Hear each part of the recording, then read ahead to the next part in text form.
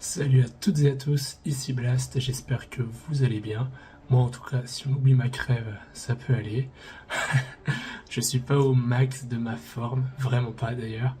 Mais bon, j'avais envie de faire une petite vidéo aujourd'hui, vu que c'est mon jour de repos. C'est super de passer son jour de repos en étant éclaté. Je suis fatigué, j'ai mal au crâne, je suis explosé vraiment. Ça fait 4 jours que j'ai la grippe tout simplement. J'ai eu des moments de fièvre aussi, mais bon bref. Là n'est pas la question. On va passer à la suite de la vidéo. Et du coup, je vais vous présenter un peu à quoi ressemble mon PC maintenant. Parce que depuis la vidéo, je construis mon nouveau PC machin. En fait, tout a changé. Voilà, j'ai tout changé. Il n'y a rien. Il n'y a rien. Il n'y a aucun des composants, si ce n'est les ventilos. Il n'y a aucun des composants de la config que j'ai montré en vidéo qui naît dans ma config actuelle. Voilà. J'ai tout renvoyé à Amazon et j'ai repris des composants une gamme bien au-dessus. Voilà, parce que, alors j'ai eu des problèmes, avant de commencer, je vais vous en parler. La carte mère que j'ai reçue était défectueuse, donc je l'ai renvoyée et j'ai eu un remboursement. C'était là, en fait, le socket était pété. Voilà, c'est des choses qui peuvent arriver, mais malheureusement, ça m'a plié des pins du processeur, donc j'ai aussi dû me faire rembourser le processeur. Donc deux problèmes qui ont fait que deux éléments de la config déjà n'allaient pas. La carte graphique, entre temps je suis passé sur un écran ultra wide, donc la RX 7600 c'est un peu léger pour jouer dans des très bonnes conditions en ultra wide, donc je suis passé sur la 7700 XT, mais je vous montrerai ça juste après. Je vais vous montrer à quoi ressemble le PC maintenant. J'ai aussi changé le boîtier parce que ça me plaisait pas, ça me convenait pas, c'est-à-dire que j'avais un boîtier Mars Gaming, c'était pas ouf, je suis passé sur le Asus A21, j'ai aussi changé le ventirad, le processeur, la carte mère, en fait, tous les composants, c'est une gamme au-dessus de toute façon, mais je vais vous montrer ça tout de suite. Voilà ce que donne le PC, c'est le Asus A21 au niveau du boîtier, donc on est sur un boîtier évidemment avec une vitre. Voilà, je vous montre l'avant. Alors les ventilos n'étaient pas inclus, hein, donc c'est mes ventilos Thermalright. Il y en a 7, voilà. Donc 3 à l'avant, 3 sur le dessus, 1 à l'arrière. Et puis j'ai 2 ventilos sur le ventirad. Le ventirad que j'ai trouvé en promo sur Amazon, qui était à 25 balles au lieu de beaucoup plus. C'est un Arctic A36, ça passe très très bien pour mon processeur. Mon processeur, du coup, c'est le i5 13400F. Voilà, pour le processeur, on est sur un i5 13400F. Pour la RAM, ça a changé aussi, parce que du coup, j'ai revendu mes barrettes de 16 Go que j'avais pour passer sur du DDR4. Enfin, j'étais déjà en DDR4, mais sur du 3200 MHz avec 32 Go. Donc là, on a deux barrettes de 16. Voilà, et je pense que si un jour j'en ai le besoin, j'en rachèterai deux parce que les barrettes en DDR4, on les trouve à des prix assez abordables. Et je vous montre un peu la particularité de la carte mère, parce que du coup la carte mère que j'ai prise, elle passe parfaitement avec le Asus A21. Alors le Asus A21, je l'ai eu pendant une promo, le boîtier, je l'ai eu à 60 € au lieu de 100. Mais très bon boîtier, très très bon boîtier, très facile à monter, pour le câble management c'était vraiment nickel. Et surtout, en fait, voilà, les particularités de la carte mère, c'est une Asus TUF BTF. Donc BTF, c'est les nouvelles gammes de cartes mère où les connectiques sont à l'arrière. Donc du coup, vous ne voyez aucune connectique sur la carte mère. Il n'y a pas de... Tous les câbles se branchent à l'arrière. Voilà, elle était à 218 €. Donc c'est une centaine d'euros de plus quand même que la carte mère ASRock que j'avais prise à la base, mais... j'avais vraiment envie d'avoir une très bonne carte mère. Ça, c'est vraiment le genre de produit qu'on peut garder pendant des années et des années. C'est vraiment une carte mère très très très quali. Voilà. Le processeur, comme je vous ai dit, c'est plus le Ryzen 5, mais c'est le i5 13400F, donc i5 de 13e génération. Et honnêtement, il est bien meilleur que le Ryzen que j'avais pris. Il est plus cher aussi, mais bien meilleur. De toute façon, je vous ferai une liste détaillée des prix. On parlera des prix de la config juste après, de toute façon. Voilà. Et pour la carte graphique, je vous montre tout de suite. Elle est là. Alors vous n'allez pas bien voir comme ça parce que toute la config est full black. Du coup, j'ai vraiment fait une config noire et rouge. Bref, c'était le but. Et du coup, c'est une RX 7700 XT Pour ceux qui connaissent mieux Nvidia, la RX 7700 XT, c'est l'équivalent à peu près de la 4070. Je vous montre la boîte, parce que chez Asus, ils font des packaging vraiment cool. Donc LEOC en plus, donc très sympa. 12 Go de VRAM. Donc pour le moment c'est nickel, hein. Honnêtement, la carte de toute façon a la puissance pour les gérer. Voilà, après si on essaie d'aller plus haut, faut des cartes plus puissantes, ça dépend ce qu'on fait aussi. Moi pour mon utilisation c'est très bien. Une RX 7700 XT, pour le moment tous les jeux que j'ai testés dessus, ils tournent en LV, en ultra, 60 fps, en ultra wide. Il n'y a aucun souci, je trouvais la carte très jolie en plus, et je l'ai eu en promo du coup, je l'ai eu pendant une promo, je l'ai eu à 440 €. Donc ces prix-là pour la 7700 XT, c'est très bien. C'est très bien, je vous montre le packaging tout simplement. Mais 440 € du coup, et pour une 7700 XT, c'est très très bien. Voilà. Si plus cher, ça serait un peu abusé. Voilà. Si vous les trouvez plus chers, autant partir directement sur la 7800 XT. La 7800 XT est à 530. Et si celle-ci, vous l'avez à un prix qui est en entre-deux, c'est bien. Voilà. Celle-ci, entre 400 et 450 €, elle vaut le coup. Au-dessus, ça commence à être un peu cher et il vaut mieux vous conseiller la 7800 XT. Pour le coup.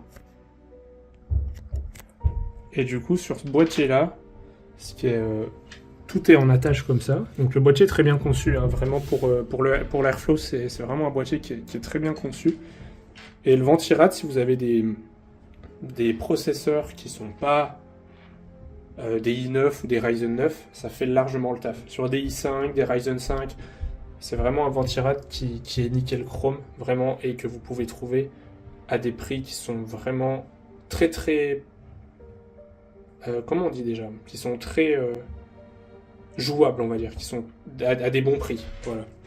À l'arrière, tout simplement, c'est une plaque en métal, non, en plastique. Mais voilà, ça se clipse aussi pareil avec des petites vis comme ça. C'est un boîtier, par contre, il faut faire très attention parce que la vitre à l'avant n'a aucune attache. Donc en fait, quand vous enlevez, il faut vraiment retenir la vitre parce qu'elle peut tomber. Et c'est du verre trempé. C'est du verre trempé, donc ça fait plaisir. Mais boîtier très quali, et puis du coup on est sur une config. Voilà, je vous redis un peu. i5 13400F, 32 Go de RAM en DDR4. La carte mère c'est une Asus TUF BTF en micro ATX. Et la carte graphique c'est une RX 7700 XT. Et je vous montre du coup un peu ce que j'obtiens sur les jeux auxquels je joue en ce moment. Alors Métaphore c'est la démo.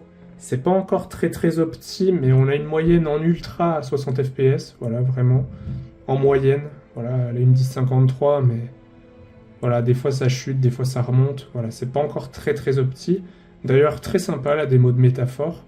Voilà, on a une moyenne, j'ai bridé le jeu à 60 sur Warhammer et on tourne en ultra à 60 fps sur, du coup, un écran en ultra wide. C'est du 1080p, voilà, je me suis pas occupé de prendre du 2K ou du 4K ou ce genre de choses. Honnêtement, je préfère rester sur de la 1080p, je trouve que c'est beaucoup plus appréciable pour la majorité des contenus.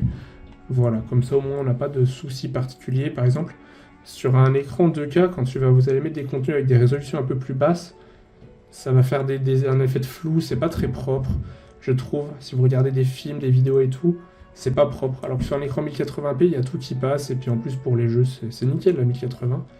Voilà, Zenless, j'y ai joué, mais c'était sur ma 7600.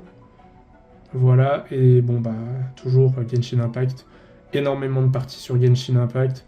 Et Genshin Impact avec tout à fond, je suis à 60. De toute façon, le jeu est bridé à 60, mais le jeu tourne du feu de Dieu. Lollipop Chainsaw, j'ai joué 3 heures avec la 7700 XT. Je tourne autour des 100 fps en ultra et en 2K. Voilà, le jeu est en 2K. Donc on est quand même pas mal. Et Borderlands 3, je tourne aussi autour des 60 fps en ultra. Donc franchement, on est sur une config qui fait vraiment tout tourner au poil. Après, sur les jeux solo, de toute façon, moi ce que je conseille, c'est vraiment de brider à 60. Au moins, vous êtes tranquille. Ça consommera moins d'énergie. Et en plus de ça, vous n'avez pas besoin de plus sur du jeu solo, honnêtement. Voilà. Pour le Lollipop Chainsaw, j'avais surtout envie de tester jusqu'où ça pouvait aller. Et la carte arrive à le faire tourner à quasi 100 fps constant. Et du coup, pour ma config, je vous fais une récap un peu des prix que j'ai pu payer du coup pour cette config là. On est sur une config, j'avais envie de mettre autour de 1000 euros. On est dans ces eaux-là. Vous pouvez évidemment, en mettant moins de RAM, ou en prenant une carte mère un peu moins chère, ou en prenant un autre boîtier, ou voilà, vous pouvez forcément monter ou baisser le prix de cette config, mais voilà ce que j'ai payé moi durant ces promos, ces promos d'été, tout le bordel.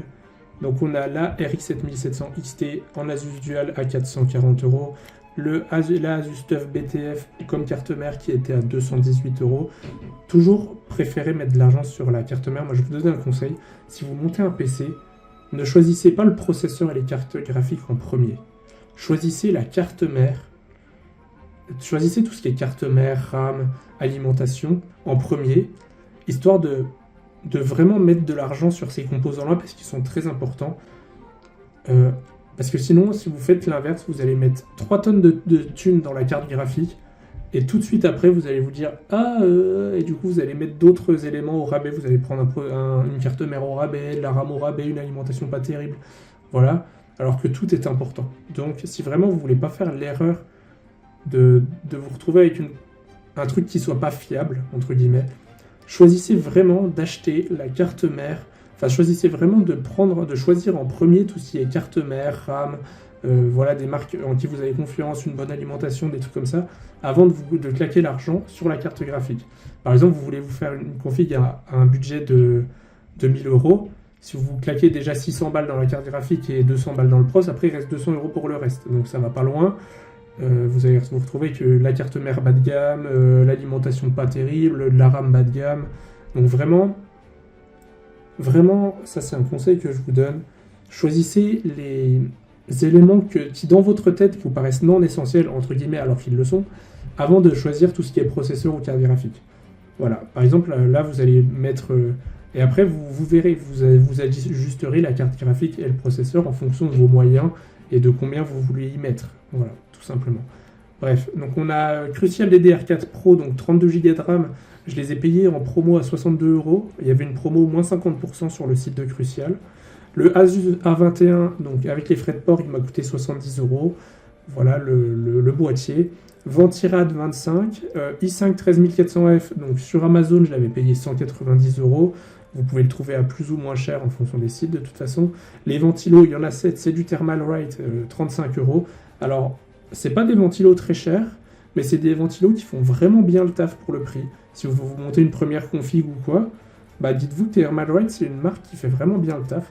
Et mon alimentation, du coup, c'est une MSI Mag de 850 watts que j'ai payé 100 euros pendant des promos aussi. Et du coup, on est sur une config qui coûte 1140 euros. Voilà, donc on est sur une config autour des 1100 euros. Donc c'est ce que je vous avais dit. Moi, j'avais dans l'idée de mettre autour des 1000 euros, plus ou moins, voilà. Et quand on compte du coup tous les éléments de la config, on est sur une config qui est quand même à 1100 euros. Voilà. Bah, après, j'avais économisé, j'avais mis de côté pour, j'ai revendu mes anciens composants, j'ai même revendu ma PS5. Enfin voilà. Et du coup, ben voilà ce que ça donne au niveau de la liste des composants. Si vous voulez regarder, je vous la laisse un peu comme ça.